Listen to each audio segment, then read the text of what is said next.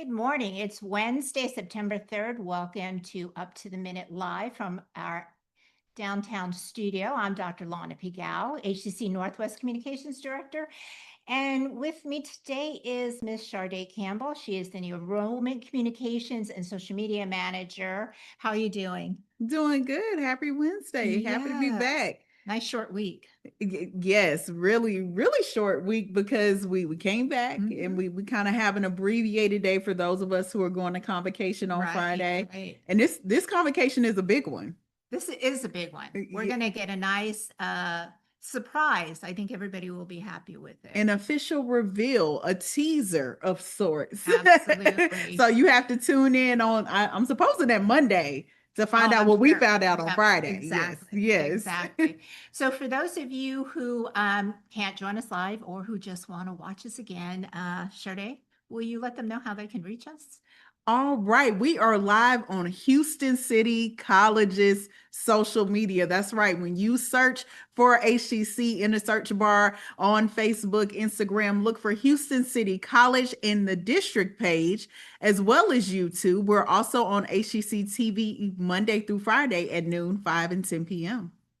And so today is Small Business Wednesday. So we are spotlighting another winner from HCCTV's business plan competition, Frerika Varlack. I hope I said that correctly. She is the founder of Task Technologies, an honorable mention of the HCC business plan competition.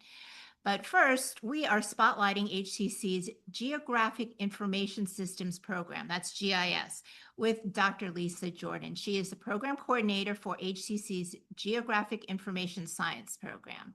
So welcome to the show, Lisa. Thank you. Glad to be here. Well, we are looking forward to hearing about GIS. I bet there's a lot of folks who have no idea what it is. So let's begin with what you say is HCC's commitment to reinvestment or reactivate the Geographic Information Sciences program. Tell us what that means. Yeah, this is excellent. The GIS was deactivated, but now there's this interest in reactivating it and expanding our education and our program in geographic information sciences. And this is really excellent because GIS is everywhere. Like you said, a lot of people maybe haven't heard GIS, but we use it every day when we use Google Maps to navigate to work, or we look on the TV or on our phone to find out what the weather is like and look at the radar. That's GIS in action. When we want to find out when our package is going to arrive, all those logistical systems are GIS. So it's an essential part of data literacy, computer literacy, and I'm so glad that Houston City College has decided to really invest in this moving forward. So go ahead and tell us why this is an excellent resource, because GIS helps us visualize, navigate, and better understand the world around us, as you just mentioned. Yes, so GIS is used in many different programs. I recently moved to the Houston area from New Jersey, and I was shopping for a house. So I was into Zillow and looking at all the different locations. So location, GIS is excellent for real estate. It's excellent for disaster planning and management. And we want to find out where those hurricane tracks are coming. We want to find out where the flood zones are. And of course, we've seen the census and gerrymandering in the news. How we collect information about the world around us is rooted in an understanding and use of geographic information systems, and also the science and analysis of how these systems work. So how will real-time digital maps be applied in diverse fields? Real-time digital maps are being applied in diverse fields already. If we look at, say, during COVID, the COVID dashboards for where are disease outbreaks happening, that information is already being collected, say, by the CDC, state health agencies, compiled and distributed to the public. So it's a key communications tool, if you will.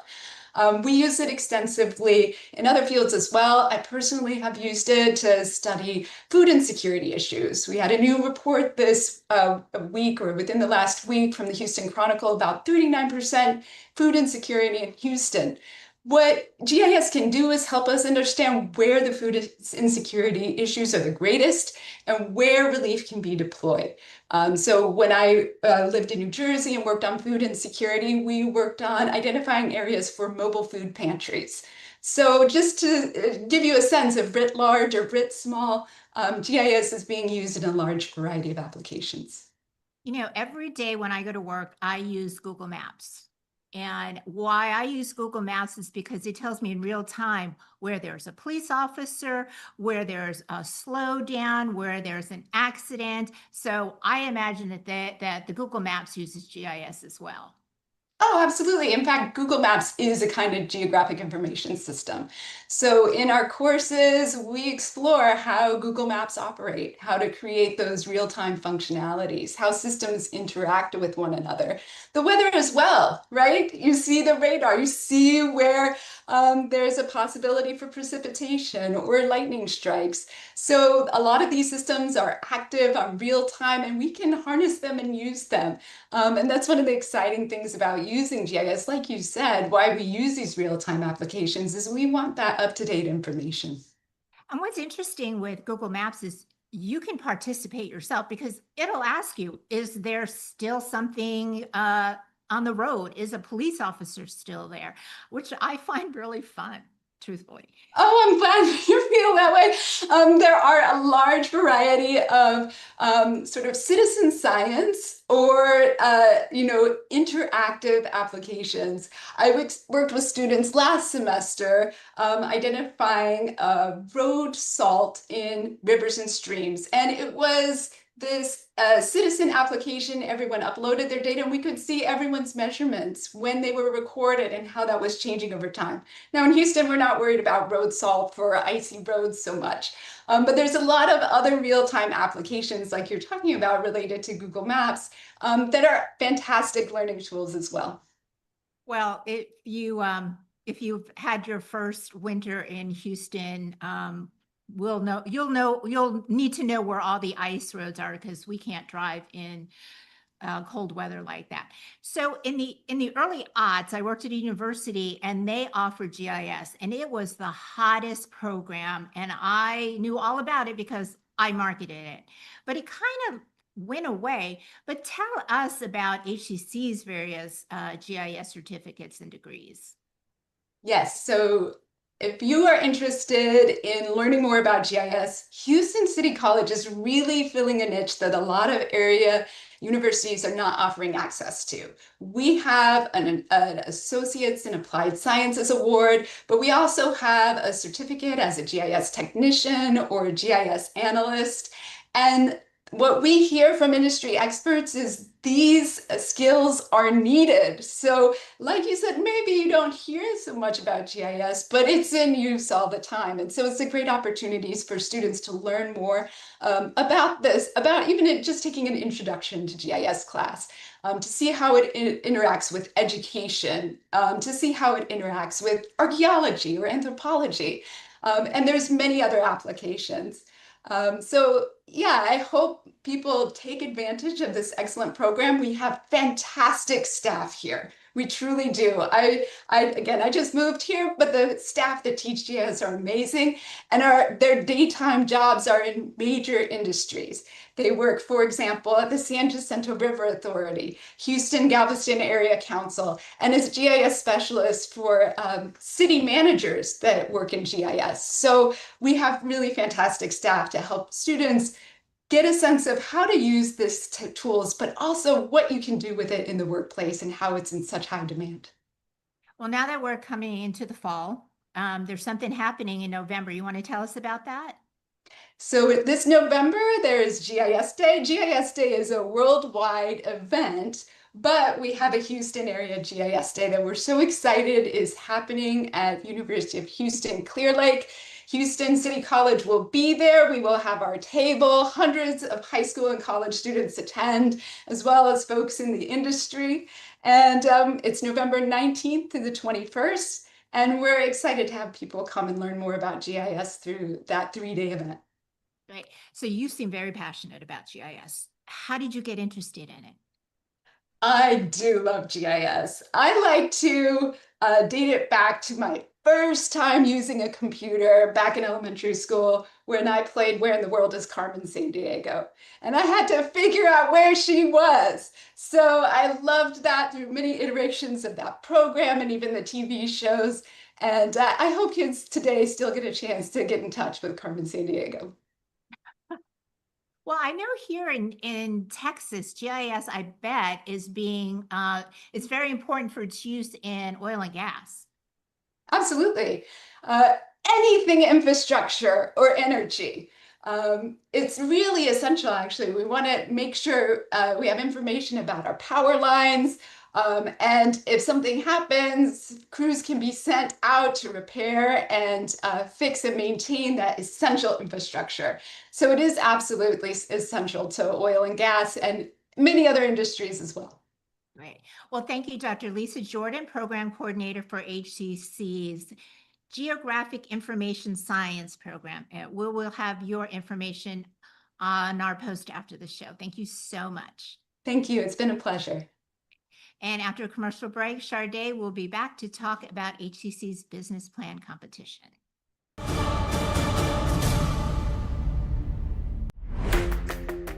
Why wait on your dream job? At Houston Community College, tuition is only $33 per credit hour, with flexible schedules, over 100 programs, and campuses across Houston. HCC makes it easy and affordable. Your future for less. Houston Community College. Move your future forward. Poison Help is a free 24/7 hotline that answers all of your poison questions in over 100 languages. Hello? Poison Help? Hello? When poison happens, we're here for you. Just call Poison Help, 1-800-222-1222. Dear Santa, my mom says I'm a good helper, but you didn't come last year. I just really hope this year when I wake up, I'm gonna see that you came to my house too. Donate today. Welcome back. We're moving on to our second guest, Frerika Varlack, who is the founder of Task Technologies and also the winner of an honorable mention at HCC's business plan competition. Welcome to the show, Frerika. Good morning, Sade. Thank you for having me. So happy to have you. Now, Task Technologies is a platform that connects classroom education with real-world experience, and it allows students to earn as they learn and to enhance their critical thinking skills, which arguably all those things are such a gap in the market. So I know that you were fulfilling a need. But before we get too much into the business, tell me a little bit about your origin story, which I'm sure is deeply connected to the work that you do. For sure. So I'm originally from a small town, Bakersfield, California. I have 7 siblings and have my father and mother who have been very instrumental in my life. My father by trade is a carpenter and also a business owner and a pastor, and my mother are RN. So they really instill community leadership and just stewardship, and it really shaped who I am today. So that's a little bit background about my family history. Love that. And so it sounds like you had a strong education foundation. It sounds like your parents made sure of it. You didn't have an option. No, it was all about get your education. That was very important to them. Yeah. So tell us a little bit about your educational background and how that led to the work that you're doing today. Sure. So I earned my bachelor's in chemistry from Xavier University of Louisiana. And my plan was to go to pharmacy school and eventually law school, but I really felt led to do something a little different. But hey, I had earned this chemistry degree, so I had to go with it. But that led me into working for the city of New Orleans in water treatment. And in that role, I had opportunity not only to, be in the background with testing, but really to connect with people, troubleshooting, going out in the community whenever there were problems that had arise.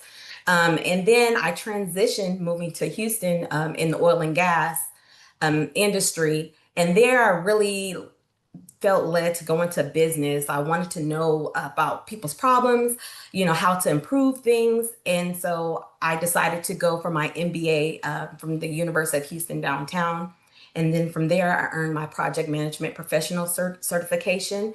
And that's kind of what kind of just led me into this entrepreneurial journey. And that entrepreneurial journey, right, is fulfilling a need, identifying that need in the market, right, fulfilling that need. but then also knowing how to bring it to market. And that's what HCC's business plan competition helps you do Yes. the work to think through all of those pieces. For sure. Yes, it definitely tied everything together. I would say it gave me some experiences that the classroom didn't. And that's exactly why I started TASK, to definitely give young people those opportunities to see things in the real world. And I'm sure as part of this business plan competition, you had to identify your positioning statements. What made you different in the market? So let our viewers know what makes TASK different. So again, like you mentioned, TASK, we're focused on career readiness across all industries. However, I think what sets TASK apart is that we focus on project management as a career path. And what's great about that is that project management touches all industries, right? When we talk about problem solving and collaboration, those are some skills. It doesn't matter what career path you choose, you can use those skills and take them. It's universal. And I believe that's what sets us apart, along with we're really big about building communities. So with TASK, we're focusing on finding local opportunities for youth, something that's accessible, and really just building a community of for-profit and nonprofit businesses. And that collaboration piece, identifying that the nonprofits or the for-profits who have the capacity to offer a project-based learning opportunity to these students. So for a student that is listening, what does that experience look like for them? They're able to go in and identify a project-based learning opportunity where they will be able to get support and earn while they learn. What does that look like for a student?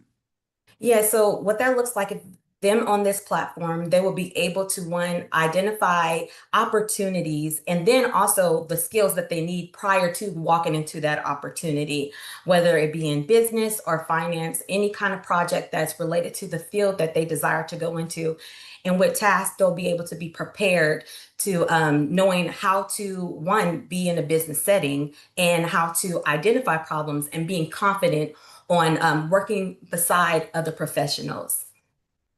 That's such a huge piece. The project management piece is very big. People, processes, technology, but people always start with people because that's one of the biggest things with project management. So I'm happy to hear the students are able to get that opportunity, because a lot of what we see in our work study students and things, this is their first time in the office. This is their first time navigating, checking your email, making sure you're holding your responsibilities to your calendar, making sure you're hitting those deadlines and understanding how to manage your own projects while you're getting this opportunity. So you're doing the work to connect these students to these opportunities, but someone had to connect you to HCC. What was your journey to our business plan competition?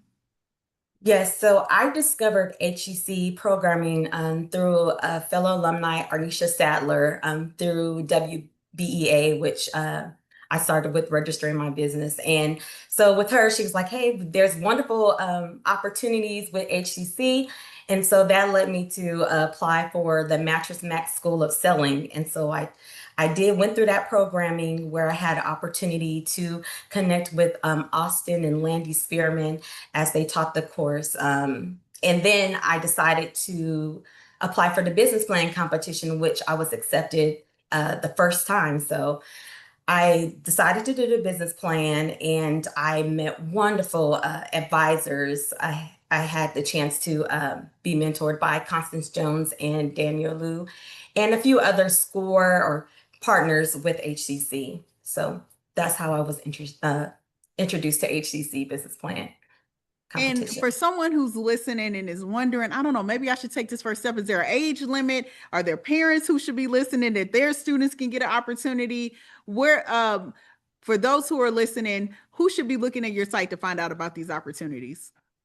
For sure. So we really want to connect with career advisors. So anyone that's advising students, specifically students 16 and up, who need to really find a platform where they can really capture real-time data. And then also parents who are maybe interested, because we really want to build a community to where parents are are involved in this process with students. Yes, please reach out and email me, and we would like to have more conversation with you. And what's your email address for the people tuning in? It's as in Frank, my last name Varlack, at tasktech.us.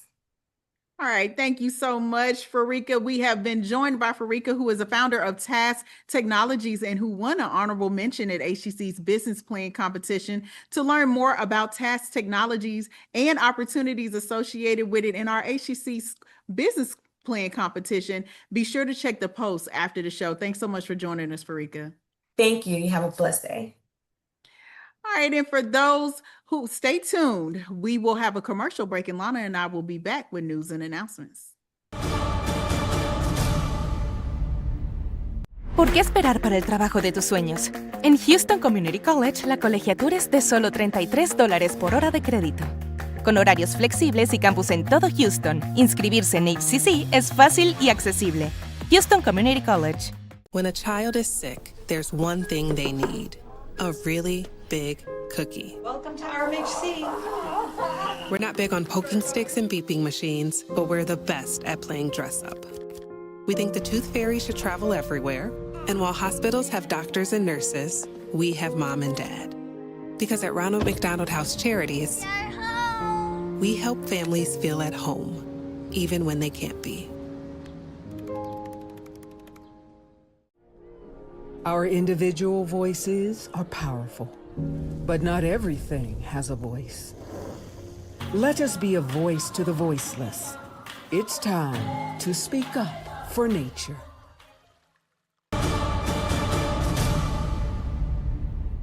Welcome back. Well, let's get to some news and announcements. Let's start with our Susan G. Komen Walk sign up, which is happening today. HCC students can sign up to participate in the Susan G. Komen Race for the Cure, which is actually a walk. And that is to end breast cancer. It will take place October 4th, but sign up is today from 10 a.m. to 1 p.m. At the Northline campus. So check out our post after the show for more information. All right, and now that we have gotten our first couple weeks under our belt in fall, we are bringing back our food scholarship program, and A-Leaf Bissonnette has one coming up. HCC and the Houston Food Bank are continuing the program, offering free groceries such as fresh produce, protein, canned goods, and more. The next one will happen 9 a.m. to 1 p.m. on September 4th. That's tomorrow at our A-Leaf Bissonnette campus. No registration is needed, but come early, bring your ID and grocery bags, because it's my understanding you can get up to 60 pounds of food per a visit. Details will be posted after the show. And HCC Student Government Association, also known as SGA, at Coleman College is hosting a General Assembly for students to stay informed, share their voices, and help shape the future of their campus. And that is at 2 p.m. Thursday, September 11th at the Coleman Health Science Building. Check out our post after the show for more information. All right, and we have an art exhibition and reception coming up. It is the Evolutionary Variant, a one-person exhibit by Douglas Blanco Ruiz, who explores how art grows from a quantum perspective with variations emerging through the process. The exhibition will be open through October 24th, and an artist reception will be happening Tuesday, September 16th at 11:30 a.m. at HCC's North Line Gallery. Details will be posted after the show. Yeah, and there is no up to the minute Friday. We have fall convocation. HCC's faculty and staff are welcoming the new semester at our fall convocation with the chancellor's theme, "We are going to the moon. The journey continues." Since HCCTV's crew works much of the event, up to the minute will not air, but best of episodes will run on HCCTV at its regular scheduled time at noon, 5 and 10 p.m.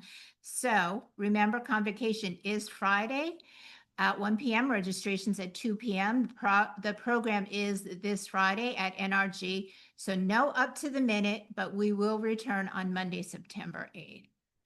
All right, and fall registration continues. We've kicked off the fall semester, but you still have an opportunity to enroll in Second Start and Late Start classes. Our next session, Second Start, will begin on September 15th, and that is a 12-week, offers 12-week courses in online anytime, online on the schedule, hybrid, and in-person format. So you still have an opportunity to finish this year strong and keep working towards your academic goals. To learn more about HCC programs and options to cover costs, visit hccs.edu/apply. And coming up, we'll continue our presidential welcomes with Dr. Butch Herod of Central College. And don't forget, we don't have a show this Friday when HCCTV will be working at convocation. Thank you, Sade. Always a pleasure. And we will see you all next time.